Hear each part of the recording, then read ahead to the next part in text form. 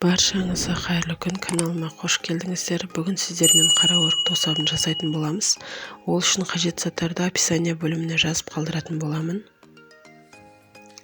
Қажет болған қара өрігімізді жақсылап осылай суға тазартып жуып алатын боламыз. Менде таразымен өлшегенде 7 кг қара өрік шықты. Қара өрігімізді жақсылап осылай ортасынан бөліп ажыратып алатын боламыз. Достар, каналыма тіркеліп, лайк басып, пікір қалдырып, қоңыраушаны басып қоюды ұмытпаңыздар. Сонда менің келесі жаңа видеомда алғашқы болып өзіңіз көретін боласыз.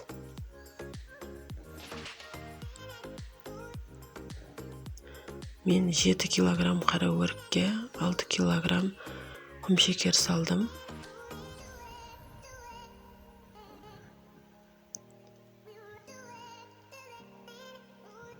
Бөлме температурасына бір түнге осылай қалдырып қойдым. Осылай шыраны шықты. Осыны 2 қайтара қайнатып алдым.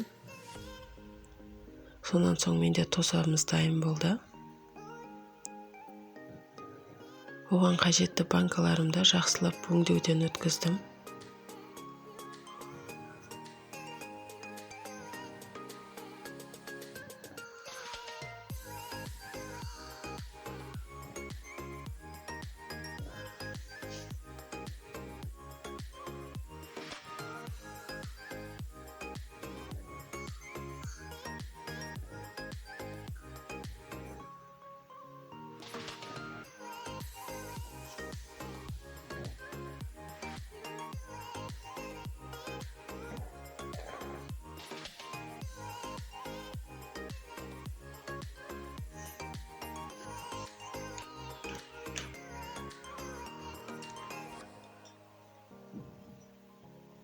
Банканың қақпағын өте қатты жауып алыңыздар.